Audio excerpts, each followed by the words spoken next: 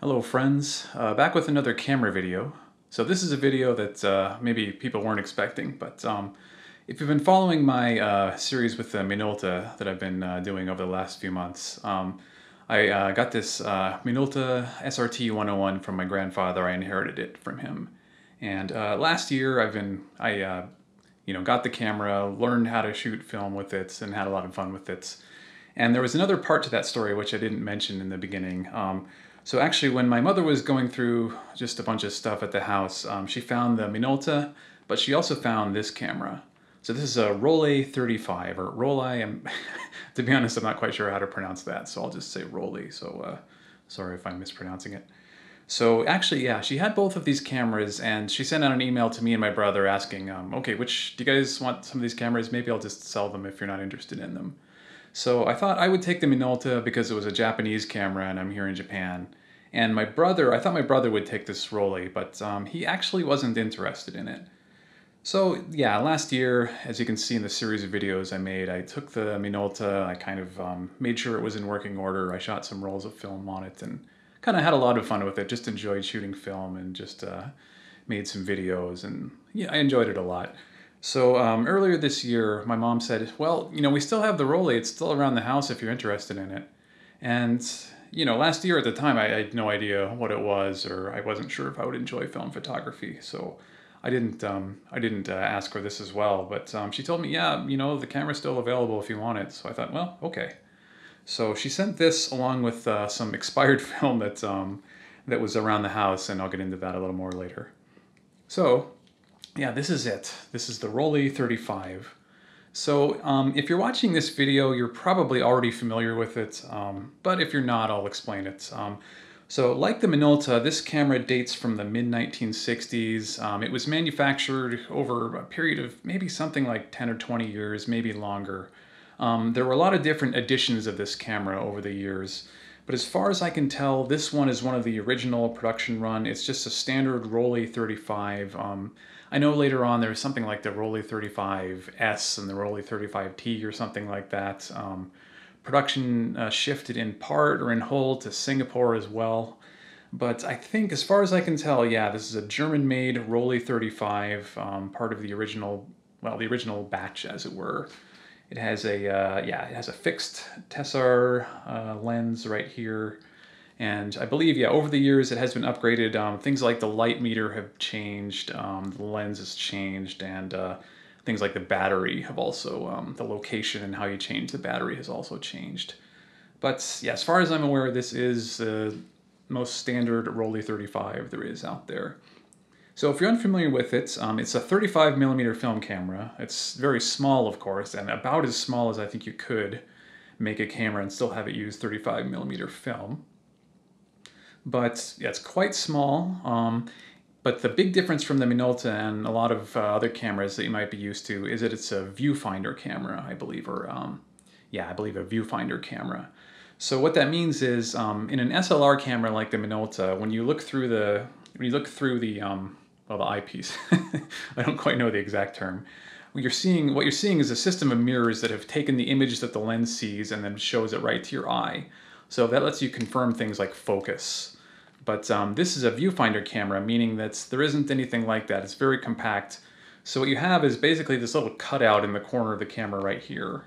And it's just a glass cutout that goes directly through and lets you see what the camera is seeing. It's a little offset, but because the camera is so small, you're not very offset from the lens. It's just maybe literally 2 inches.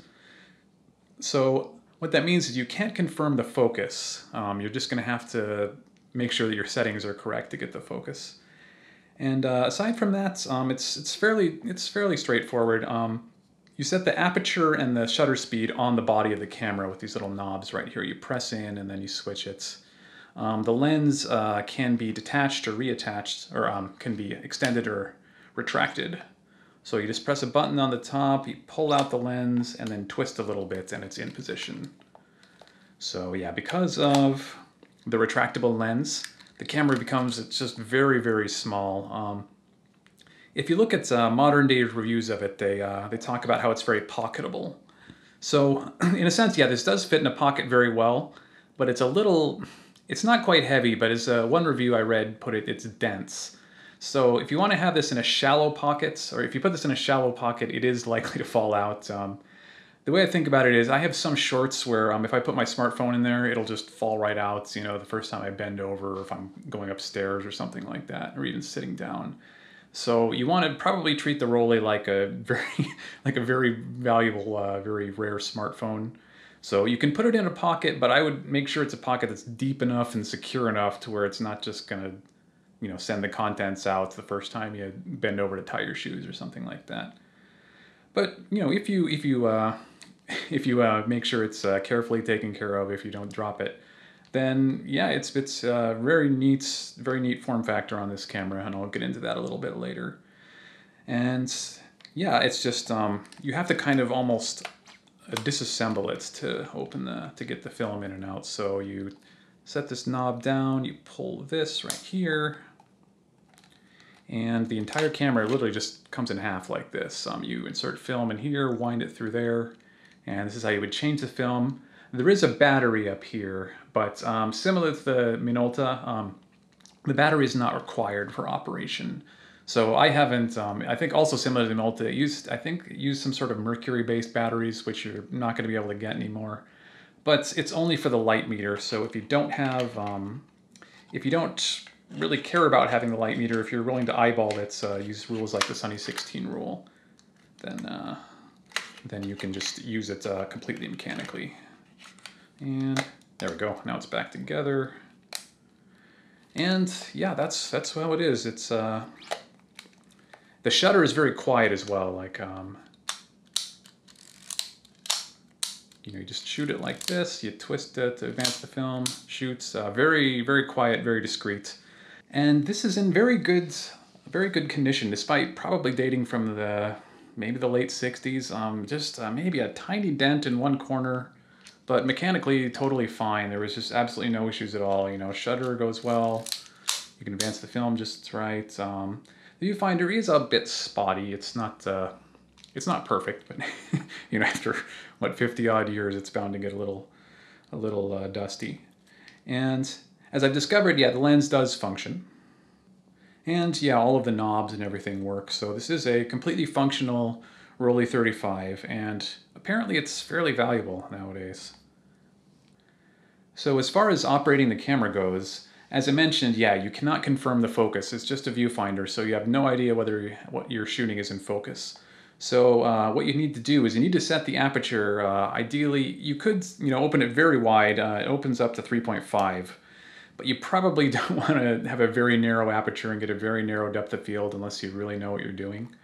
So what the operation I've kind of decided on is to open it to kind of stop down a fair deal, maybe f11, f16. And on the top you'll see on the focusing part of the lens, you'll see a range. So it goes from 3 feet up to 20 feet to infinity. And interesting, the feet are up top and meters are on the bottom of the lens. So I wonder if that's because it was sold in the US market. Maybe that's reversed in markets that use meters instead of feet rather. So you set your aperture. Okay, how wide do you want the depth of field to be? How bright is it? Try and choose a distance. Okay, am I about 10 feet away from the subject? Am I 20 feet? If I'm at f16, I probably have a fairly wide range, or just set it to infinity if I want to capture stuff that's more than 20, 30 feet away. So you set it, you set your aperture and your shutter speed, and away you go. You snap the shot. So on one hand, this kind of limits you. You can't get very precise focus on very close things.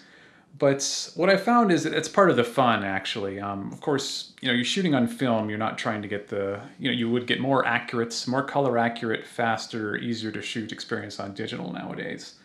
But part of the fun of film is just this maybe imprecision, as I've mentioned, the opinionated nature of the film and the camera, kind of working with that instead of trying to fight it.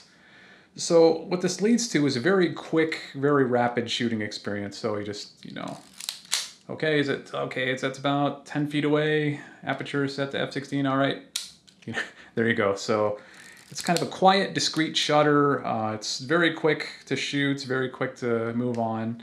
So I think what a lot of people use this for is street photography. The idea of going to some kind of urban environment, capturing people, seeing people doing everyday things, and getting shots of that. So if you want, like, for example, like landscape or something like that, or, you know, like sports or wildlife, then this is probably not a camera well suited for that. But it's small size, the very quiet shutter sound, and the zone, what's called the zone focusing system, choosing a distance and getting the shot. I mean, it's very handy for just taking quick shots around town. It's discreet. A lot of people probably aren't going to notice it. You know, compared to my Sony, which is, you know, has a large lens, large body, that's going to be definitely noticeable. This is, yeah, generally would fly under the radar. You know, I wouldn't expect to be completely stealthy. Some people are going to notice it. But yeah, you can take it in and out of your pocket very quickly. You can shoot quickly with it, and I think that leads to a lot of fun. So I shot the first roll on this expired film. I think it was like Kodak Max 400. So my mom said that she thought it might have belonged to my grandpa, but I guess he passed away in 1988. And this film doesn't seem like it's from the late 80s or the mid 80s. I'm not entirely sure, but it's certainly expired, as we'll see in the shots. But I thought it would be a good thing to have, you know, to shoot the first roll with expired film because, you know, hey, the film's free to me, and if it's a complete mess, if nothing worked, then, well, okay, I'm just out the cost of developing the film. And fortunately, it wasn't that bad, so let's take a look at that now. So because this is expired film, we can see that the shadows were almost completely gone. So, like, maybe I'll start off here with this landscape shot, actually. This is just outside a shop I was at. So this one, you can see, first of all, there's quite a lot of grain. This is not, this is not you know, laser focused or anything like that. It is 35 millimeter film, but I don't know if it's the small size of the lens. I don't know if it's the expired film that just has kind of, you know, it definitely put a limit on the sharpness of the pictures. But this was taken probably late May, early June, just a quick shot outside. And you can see that, yeah, even in the somewhat darker areas, it's not shadowed, but just even in the hills right there, you can see quite a lot of grain, and we'll see quite a lot more of that. And, oh, this was kind of a nice one. This was these were a bunch of baskets piled up. And I think you can see that the colors are still kind of saturated and sort of fun in this film, even as old as it is. But you can see this is the indoors, and yeah, dark light, just completely, you know, without being outdoors, just totally lost. I don't remember what I stopped to on the lens, but clearly I think I would have needed to really, really overexpose it to get anything indoors. And yeah, here we are outdoors again, and you can see, yeah, outdoors in good lighting, it's just kind of pleasant. If it weren't for the somewhat recent design of those cars, you might think this photo dates from the 60s or 70s, which is kind of what I go for on film. And this was at a park, which I've taken some other pictures of with the Minolta, actually. So again, yeah, just nice, pleasant outdoor colors. The shadow is almost completely gone. You know, and it's lacking somewhat precision, lacking somewhat sharp focus in the far areas, I suppose. I'd probably set this to infinity, but even then it's not especially sharp. And yeah, here we see some nice pleasant colors. It was a nice summer day, but just completely, the shadows are very, I suppose, lifted. They're not very black, and they're quite noisy. You can see another nice landscape shot out here. I think, yeah, without the presence of modern cars, the landscape shots really look like they were shot 50, 60 years ago, which I thought was a cool effect. And we can see a little more general street photography here. These are just kind of some neighborhoods I was walking around. I think, yeah, in very bright light, I really liked how this film looked. Unfortunately, I wasn't trying to use it in winter or anything like that, or at nighttime or anything. But this was about the sharpest picture I could get. Even the shadows in this one were better than they were on the other pictures. So I think that, yeah, I really need to, as I use more of this film, I have something like, I think 6 more rolls of this, or one more that I shot in the Minolta, actually. So I have 5 left. So I'm going to see how that Minolta one turned out, and I really tried to overexpose that on the Minolta. So if it's overexposure is its friend and it really doesn't mind getting a lot of light, then I think I'll probably use the remaining rolls with very wide apertures. So I tried to just get pictures of daily life. Where I live, there are streets with a fair number of people, but it's not quite exactly a bustling city with tons of people everywhere. So I mostly just got buildings and houses and things like that. So this was a nice little terrace, this kind of interesting house right here, but unfortunately, yeah, the shadows lost just about everything. And this is kind of an interesting motorbike, and we could see just even slightly dark, in slightly dark lighting, yeah, the grain really starts to take over, which is kind of a fun effect, but I think that's, yeah, it makes it so that you really have to shoot in bright light. So overall, I enjoyed the Rollei a lot. I'm really eager to put more rolls of film through it. I think it's, what I did is I took a trip to Tokyo recently, and I got a roll of black and white film and shot the full roll just walking around very crowded streets, trying to find interesting subjects and things like that. So I'm going to send that off to be developed soon, and I hope I can make another video about how that turned out.